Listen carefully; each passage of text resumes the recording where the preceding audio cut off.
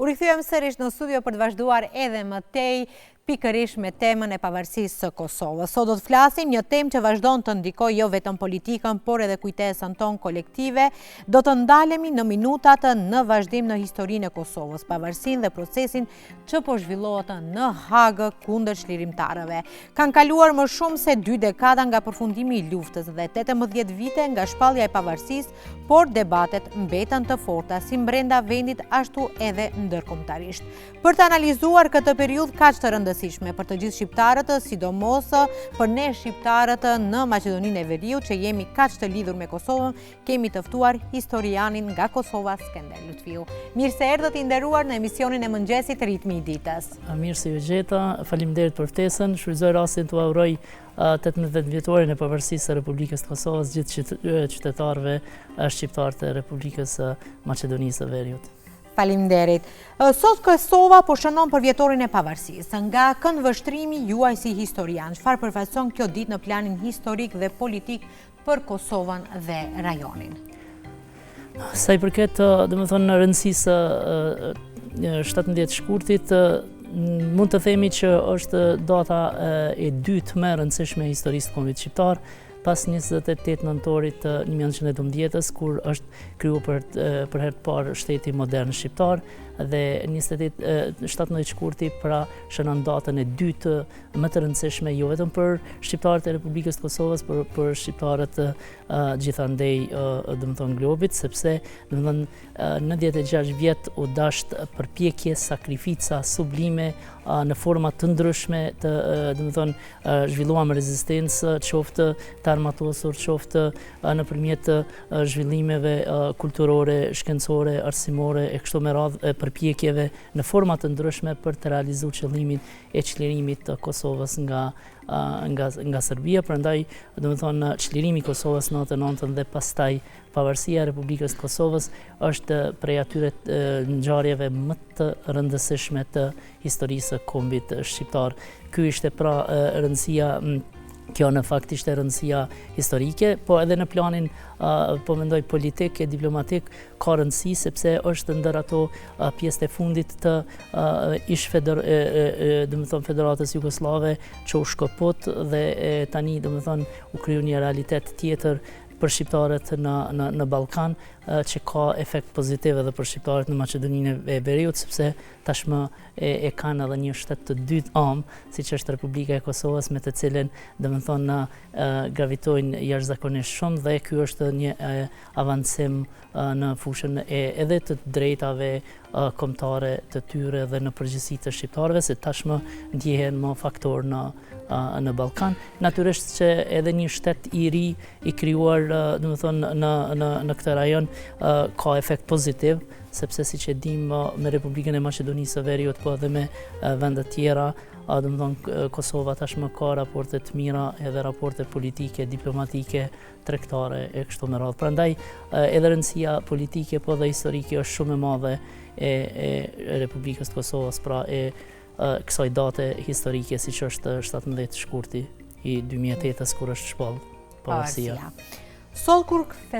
Kosova feston 18 vjetorin e pavarësisë, 4 nga figurat kryesore të luftës ndodhen në Hagë, të akuzuar për krime lufte. Për shqiptarët ata janë çlirimtarë, për drejtsinë ndërkombëtare janë të pandehur. Si duhet ta kuptojnë këtë kontrakt historik? Në fakt edhe festa po e humb kuptimin, sepse nuk mund të themi që po e festojmë pavarësinë 18 vjetorin e pavarësisë të Republikës të Kosovës pa domethënë ADN-n e ushtrisë çlirimtare të Kosovës dhe pa figurat qendrore domethënë të kësaj lëvizje të armatosur që domethënë rezistuan me armë dhe fal edhe faktorin ndërkombëtar, mbështetjes faktorit ndërkombëtar dhe të çlirimit dhe pastaj pavarësia e Kosovës. Pra është pak e pa kuptim domethënë të festohet në këto momente, prandaj domethënë shfrytëzoj rastin t'i ftoj gjithë qytetarët shqiptar të Maqedonisë së Veriut që sot të vinë në Prishtinë në orën 14 dhe domethënë të marrin pjesë në protestën në marshin në fakt gjithë shqiptar, sepse kjo nuk është vetëm për Kosovën, nuk është vetëm për shqiptarët e Kosovës, kjo breng, po besoj që është për gjithë shqiptarët, sepse krerët e ushtrisë shqiptare të Kosovës fatkeqësisht po mbahen peng aty dhe po akuzohen me akuza tepër të rënda. Prandaj mund të themi që ky është viti 5 ku pavarësia e Kosovës festohet në fakt pa personalitetet qendrore të historisë që të historisë më të re të Kosovës, që fal kontributit të tyre natyrisht që Kosova është liruar dhe është bërë pastaj e pavarur. Ish drejtuesi të ushtrisë çlirimtare të Kosovës përmballen me akuza të rënda për krime lufte dhe krime kundër njerëzimit, akuza që ata dhe jo vetëm ata i mohojnë kategorikisht. Si duhet ta kuptojmë këtë proces në raport me luftën çlirimtare dhe me parimin e përgjegjësisë individuale?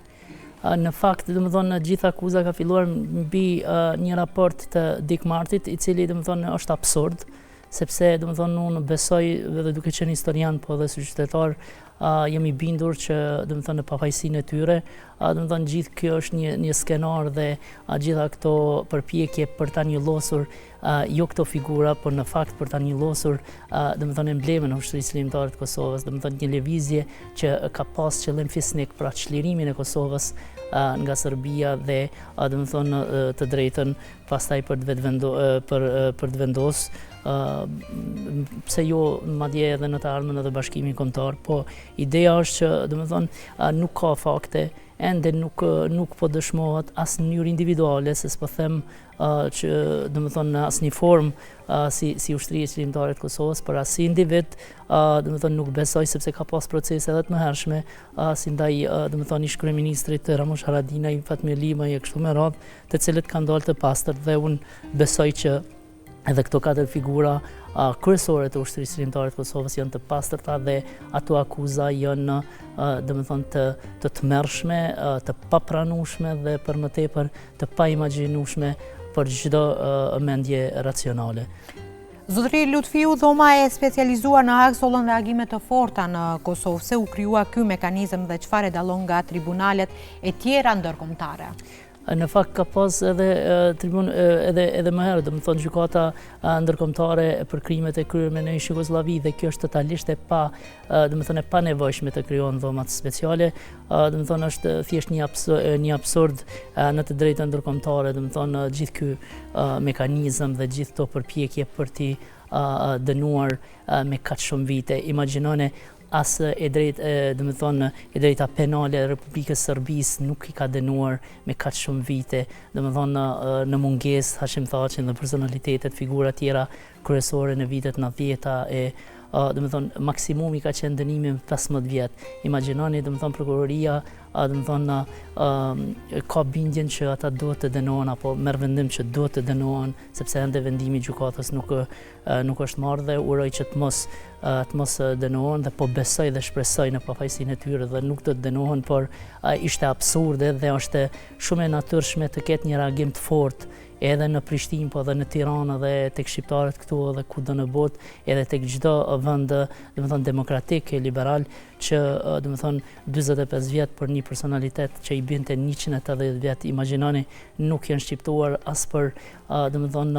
krerët shtetëror të Serbisë, të cilët dihet në mënyrë nëpërmjet zinxhirit komandues ushtarake, policore, diplomatike, gjitha kanë kryer krime në Kosovë që tashmë janë të dëshmuara, të vërtetuar edhe nga faktorë ndërkombëtar dhe nuk janë shqiptuar kaq shumë dënime si ndaj çlirimtarëve tanë. Prandaj është edhe papranueshme edhe pa justifikueshme për të drejtën ndërkombëtare dhe natyrisht që ne do ta ngrisim zërin në forma të ndryshme, secili në fushën e tij për ta dënuar këtë absurd. Në Kosovë, ky gjykim shihet si drejtësi selektive, ndërsa palë tjetër e shet si drejtësi të vënuar. Sa i madh është rreziku që narrativa historike të politizohet përmes proceseve në Hag? Në fakt, po, keni të drejtë edhe narrativa historike mund të devijoj si rezultati i një procesi që e shohim me kaje të kundërta, natyrisht që pola shqiptare dhe vendet që janë mike, vendet të cilat na kanë mbështetur për ta çliruar dhe për ta shpallur pavarësinë e Kosovës, nuk janë të bindura në këto vendime, ose spaku nuk të duhet ishin për këto dënime drastike ndaj qëllimtarëve tanë. Në anën tjetër, pola serbe mendon që është drejtësi e vonuar, por në fakt ata duhet të reflektojnë dhe të mendojnë njëherë që drejtësi e vonuar është pikërisht për generalet e komandantët e gjitha ata personalitete nga hierarkia politike, ushtarake e shtetërore që kanë kryer krime në Kosovë dhe në gjitha vendet tjera, në Jugosllavi, dhe pastaj të kërkojnë drejtësi, nëse mund ta quajmë, që kinse shqiptarët pas kanë kryer krime ndaj serbëve në Kosovë. Pra, natyrisht që mund të krijojë një hendek mes dy popujve, popullit shqiptar dhe popullit serb, një hendek akoma më të thellë për ta parë njëri tjetrin edhe më negativisht po them, po megjithatë konsideroj që në aspektin historik kjo nuk as vendimet e gjykatave nuk mund ta ndryshojnë historinë dhe rëndësinë që kanë këto personalitete për çlirimin dhe pavarësinë e Kosovës. Këta janë figura historike, figura qendrore të historisë tonë dhe asnjë vendim i asnjë institucioni as vendor as ndërkombëtar nuk mund t'ja minimizoj peshën dhe rëndësinë e tyre. Zotëri Lutfiu, a ekziston rreziku që proceset gjyqësore të ndikojnë në mënyrë se si do të shkruhet historia e luftës? Po, keni të drejtë kur pyesni, por unë konsideroj që historia me që është shkencë ku bazohet në fakte dhe në argumente, nuk mendoj që është një fakt gjithë ky absurd që zhvillohet në gjykatën në Hag, dhe konsideroj që në historinë e mirëfillt shkencore, pa marrë parasysh vendimin e gjykatës, nuk besoj që mund të ndikoj në të shkruarit të historisë mirëfillt, sepse e thash edhe më parë, rëndësia e tyre historike, kontributi i tyre është i madh dhe ai do të mbetet edhe në histori, dhe e dyta nuk mund të vërtetohen ato krimet e pretenduara ndaj tyre, dhe kësaj pas ndoshta një periudhe 10 vjeçare, 20 vjeçare, ky absurd edhe mbase do të harrohet nga qytetarët dhe jo më të futet në tekstet e historisë, sepse gjitha këto janë pretendime dashaketse që i nxit Serbia dhe me mbështetjen e Rusisë dhe të aleatëve të tyre. Mund të na thuani se si ndikojnë këto procese në imazhin ndërkombëtar të Republikës së Kosovës? Po, të shtetet mike, unë konsideroj, është bindja ime që nuk mund të ketë ndonjë ndikim të madh, po tek vendet që janë pak më neutrale, në veçanti këto 5 vendet e Bashkimit Evropian dhe të disa vende më të larta ku nuk i kanë njohuritë e thelluara për Ballkanin, për problemet, sfondin historik të problemeve kështu me radhë, mbase mund të krijohet një lloj amullie, po megjithatë me kalimin e viteve rikuperohet edhe kjo maskarat, ky absurd, se po e përsëris disa herë, po me të vërtetë nuk mund gjej ndoshta në fjalorin e gjuhës shqipe një term tjetër për thëku gjithë këtë absurd. Prandaj, me kalimin e viteve, zbehet kjo inskenim dhe kësaj nuk mund të ketë efekt afat gjatë, sepse këta sigurisht që nuk do të dënohen dhe do të dalin të pafajshëm. Mund edhe nëse dënohen dhe uroj që të mos dënohen, gjithsesi që do të jetë inskenuar dhe kësaj me kalimin e viteve dalin gjërat në pa dhe kësaj nuk mund të ketë efekt të përhershëm apo për një kohë gjatë që vendet që s'na kanë njohur si republikë të pengohen si rezultati i këtij procesi. Shpresojmë që mos dënohen dhe të kthehen në vendlinjen e tyre ku ata kanë kontribuar që sot Kosova të jetë e lirë. Të kthehemi pak pas për të kuptuar më mirë kontekstin historik të Kosovës. Kur flasim për Kosovën, shpesh kthehemi shumë pas në histori. Ku do ta vendosni ju fillimin e konfliktit modern? Në fakt, konflikti shqiptar-serb, nëse nuk hymë shumë thellë, sepse ne historianët gjithmonë e gjejmë gjenezën, që nga Kongresi i Berlinit e ato shpërnguljet e qindra shqiptarëve nga Sanxhaku i Nishit, mund të themi që fillon me 1912 ku në tetor Kosova dhe këto viset shqiptare në Maqedoninë e Veriut në Maltezi janë pushtuar nga forcat serbe dhe malazeze, pastaj janë ripushtuar në 1918 dhe janë ripushtuar sërish në 1925 ku Kosova dhe këto vise tjera kanë mbetur pjesë e Federatës Jugoslave. Do ndalesha ndoshta tek 81 ku është një vit kthese ku në gjatë muajve mars-prill janë zhvilluar demonstratat fuqishme të shqiptarëve të Kosovës në qytetet ndryshme të Kosovës dhe ku është kërkuar Republika e Kosovës, sepse ne ishim populli i tretë për nga numri i popullsisë në ish Jugosllavi dhe nuk e kishim statusin as të Republikës, madje quheshim kombësi, ndërsa kombet tjera që ishin shumë herë më të vogla se ne kishin statusin e republikave të tyre dhe kishin statusin e kombit. Dhe gjitha këto padrejtësi bën që shqiptarët të ngriteshin në të 10-nishën në demonstrata paqësore, po pastaj janë bërë të dhunshme pikërisht nga forcat serbe që kanë intervenuar ndaj popullsisë civile. 89 është ajo periudha thuajse 10 vjeçare ku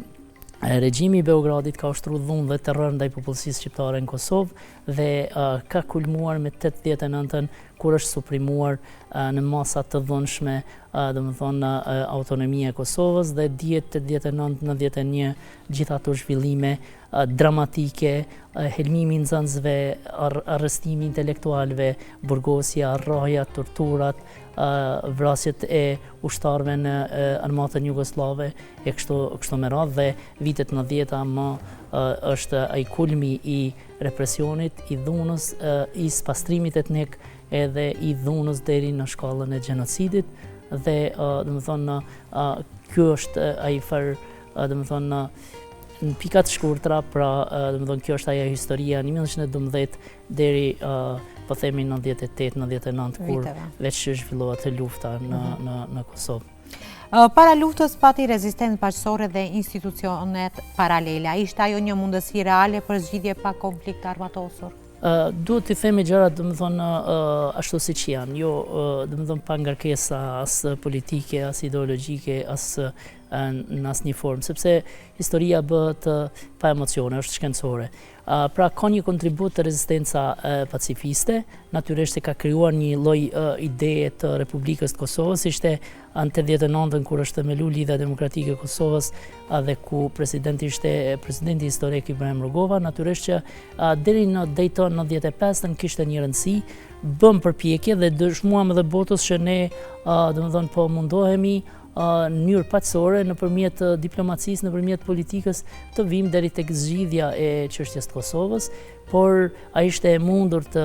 çlirojë Kosova me dialog me Serbinë. Ne po e shohim sot çfarë çështje ka Serbia, e mos flasim atëherë, pra nuk ishte e mundur dhe nga Daytoni në 95-ën kur u përmbyll lufta në Bosnjë, shqiptarët në Kosovë dhe gjithandej e kuptuan që çlirimi i Kosovës mund të vijë vetëm me luftën e armatosur, të cilët thuajse nisën dhe ishin përjetar ata që sot padrejtësisht mbahen në Hag. Pra, ideja e lëvizjes pacifiste ka qenë fisnike, pra qëllimi ka qenë për Republikën e Kosovës. Ne kemi shpallur Republikën e Kosovës që është njohur vetëm nga Republika e Shqipërisë, po megjithatë mundësitë kanë qenë tepër minimale për të thënë që ka qenë e pamundur dhe kjo është vërtetuar nga 95-ta. Edhe pse edhe në 97-ën është bërë marrëveshja e Shënxhedios për lirimin e disa objekteve shkollore me Serbinë, po Serbia si zakonisht tradicionalisht i ka shkel marrëveshjet, i ka injoruar, nuk i ka përfill, nuk i ka zbatuar, prandaj demonstratat e 1 tetorit, demonstratat studentore ishin ajo pika kulmore që filloi të sensibilizohet opinioni në Kosovë dhe në veçanti dhuna që ushtruan ndaj studentëve, ndaj rektorit, ndaj gjithë atyre demonstruesve dhe pastaj dihet masakrat që filluan në Kosovë gjithandej me Qirez e Likoshan në drenasë Skënderaj të Drenicës e kështu me radhë. Pra nuk ishte e mundur, ndonse donim sepse asnjë këmbë nuk don luftë, natyrisht që don të zgjidh problemet nëpërmjet diplomacisë, po ishte e pamundur me Serbinë, siç po dëshmohet edhe sot që është e pamundur të kemi marrëveshje bashkëpunime. Marrëveshje bashkëpunime, po. Ndërhyrja e NATO-s ishte moment vendimtar. Si e vlerëson sot historiografia këtë ndërhyrje? Në fakt në historiografi ka filluar të shkruhet, sepse duhet një distancë historike, domethënë për shkrimet mirëfillta të çështjeve dhe domethënë këtyre ngjarjeve, po domethënë ka filluar të shkruhet në mënyrë shkencore, natyrisht që e vlerëson lart, sepse unë e thash në krye të herës që krahas po mendoj krahas rezistencës së armatosur të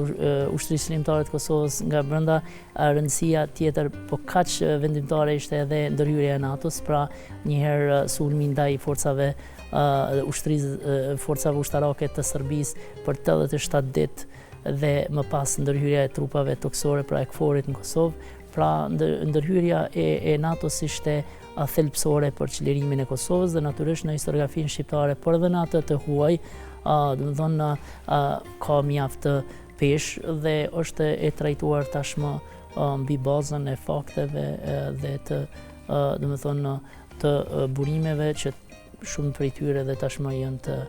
të publikuara, të njohura. Dhe rëndësia e ndërhyrjes NATO-s është edhe në shoqëri edhe gjithandej në forumet shkencore, domethënë është tashmë e njohur dhe e vlerësuar. Me 17 shkurtë të vitit 2008, Kosova shpalli pavarësinë. Sa e ka penguar mosnjohja nga disa shtete konsolidimin e plot ndërkombëtar? Të themi, të jemi realist, domethënë mosnjohja e këtyre 5 vendeve të Bashkimit Evropian natyrisht që pak e ka prolongu domethënë konsolidimin ndërkombëtar të Kosovës, po ka ndikuar edhe te disa vende të tjera jashtë Europës, të cilat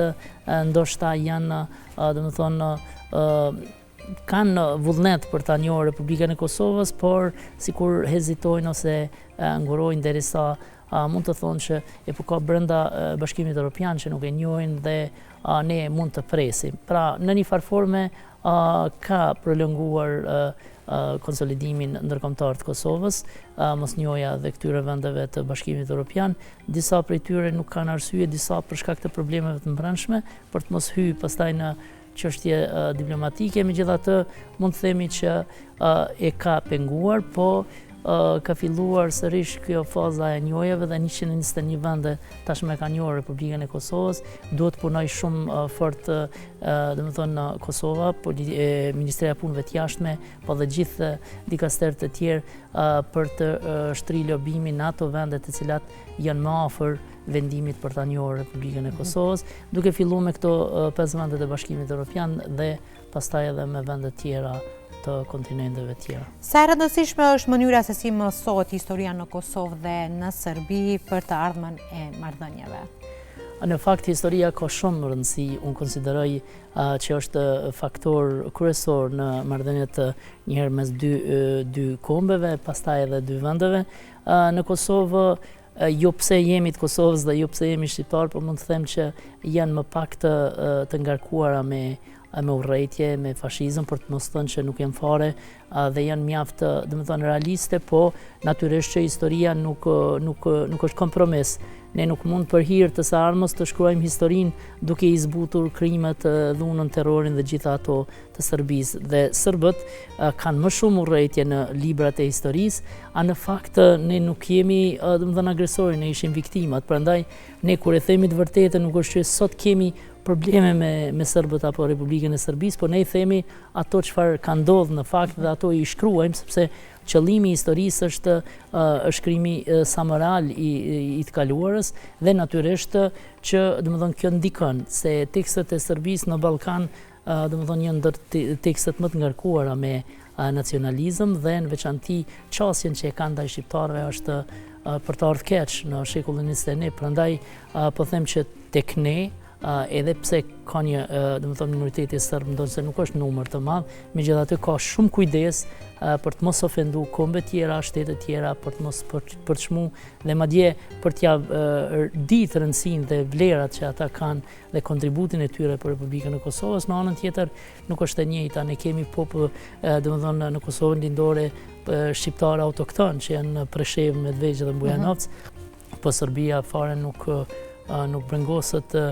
për se si ndjehen ata kur i lexojnë tekstet e tyre. Mendoj që ndikon negativisht. Unë mendoj që për hir të së armës, për hir të rinisë në gjithë Ballkanin, ne duhet në vend të pikave që na dallojnë, duhet të gjejmë pikat që na përbashkojnë dhe këto popullsitë apo minoritetet të kontribuojnë në përafrimin sadopak të marrëdhënieve në të mirë të dy vendeve, pra të mirë reciproke, dhe uroj që mos shkohet pafundësisht me logjikën e kthimit të ushtrisë serbe, siç ata pretendojnë Kosovë kështu me radhë, po duhet të prosperojmë si rajon edhe si vende që pretendojmë në të ardhmen të gjitha të futemi në Bashkimin Evropian. Prandaj duhet, domethënë, tekstet e historisë të jenë ato, domethënë, që i prinë kësaj fryme të tolerancës dhe të mundësisë së bashkëpunimit ndërshtetror dhe mes kombeve. Dialogu me Serbinë vazhdon prej vitesh dhe nga këndvështrimi historik, a kemi progres real? Në fakt, më tepër janë marrëveshje në letër, se sa që kanë prodhu efekt. Dihet tashmë që e përmenda edhe më herët që Serbia donse e bën marrëveshje, po nuk i realizon, nuk i zbaton, ato i bën në presion të Bashkimit Evropian apo domethënë të aktorëve ndërkombëtar, po në fakt nuk ka qëllim domethënë të bëj marrëveshje për të realizuar dhe në një farë forme për të zbutur këtë urrëti që kemi mes dy kombeve, po më tepër i ka për qëllimet e saj politike e diplomatike. Mund të na thoni se si e vlerësoni raportet mes Republikës së Kosovës dhe Republikës së Maqedonisë së Veriut në planin historik dhe politik? Në planin historik, domethënë, raportet kanë qenë të mira, sepse domethënë një pjesë e madhe e popullsisë së Maqedonisë së Veriut janë shqiptarë dhe ne tradicionalisht jo vetëm lidhjet familjare, po i kemi bërë edhe shkëmbime tregtare, kulturore, jemi në një zonë domethënë në një areal ku domethënë për shkak të gjuhës, të kulturës, të traditës kemi domethënë interferime, kemi shkëmbime të shumta, ndërsa në planin historik Republika e Maqedonisë së Veriut, mos harrojmë themi që ka qenë ndër vendet po themi të para që e ka njohur Republikën e Kosovës, dhe tani domethënë marrëdhëniet janë shumë të korrekte, shumë të mira dhe janë shumë intensive në ekonomi, në tregti, në shumë fusha, dhe për këtë kanë kontribuar edhe shqiptarët e Maqedonisë së Veriut, të cilët punojnë edhe për Republikën e Maqedonisë ku jetojnë dhe edhe për vendet domethënë shtetet e tyre kombëtare siç është Shqipëria dhe Kosova, dhe bëhen lidhse për t'i fuqizuar marrëdhëniet edhe më tepër, për t'i intensifikuar. Dhe Kosova tashmë, përveç Republikës Shqipërisë, që s'diskutohet që janë raportet më të mira, domethënë prej fqinjeve të tjerë nuk kemi probleme me demarkimin e kufive, i kemi zgjidhur shumicën e çështjeve dhe tani domethënë ka marrëdhënie të relaksuara dhe për më tepër intensive. Dhe në fund, nëse e shohim këtë periudhë nga një distancë 30 deri në 50 vjeçare, si mendoni se do të flitet apo mbahet mend kjo periudhë? Periudha e pavarësisë. Sigurisht që do të mbahet mend si një sakrificë që kanë bërë gjeneratat e mëparshme, për një sakrificë një shekullore për të ardhur deri tek pavarësia. Sigurisht pas 20-30 vitesh, sigurisht që i tërë Ballkani, po edhe Republika e Kosovës do të jemi në Bashkimin Evropian, kufit më nuk do të kenë këtë kuptimin që kanë sot, as dallimet nuk do të jenë siç janë sot, po jemi në kohën e globalizmit, në kohën e teknologjisë, dhe popujt kombët ofrohen edhe më shumë nga kontinenti në kontinent, mos flasim ne në rajon, dhe po konsideroj dhe po besoj që edhe në Serbi do të vinë klasa politike dhe intelektuale e cila do të shoh frymën e bashkëpunimit me popull tjerë të Ballkanit, dhe kësaj si Ballkane, pastaj si pjesë e Evropës të prosperojmë. Por natyrisht që do të kujtohet si periudhë e vështirë, në veçanti e shqiptarëve, të cilët kanë sakrifikuar shumë për ta gëzuar, domethënë, lirinë dhe pavarësinë e Kosovës dhe gjithë atë zhvillim ekonomik, kulturor, shkencore kështu me radhë. Ju falenderoj edhe një herë që ishit pjesë emisionit të Ritmi i ditës, që keni ardhur enkas nga Kosova për të folur për historikun e këtij vendi, që për neve gjithë shqiptarët të respektojmë, kemi një ndjesi të veçantë, kemi një respekt të veçantë për këtë vend. Ju falenderit edhe një herë dhe shpresojmë t'ju bëjmë ne thirrje nga këtu, që sot në sheshin Skënderbeu, në Prishtinë. Mbahet marshi, liria ka emër, drejtësi dhe jo politik. Jo politika. Kështu që në ora 2 mbasdite, do më thonë filloj në marshi nga sheshi Skënderbeu. Ju falemderoj edhe një herë që ishit pjesë emisionit tonë. Faleminderit për ftesën dhe ne t'jemi si në shtëpinë tonë, kështu që do më thonë sa herë që ju keni temat të tilla, jemi në dispozicionin tuaj. Ju falemderit edhe një herë.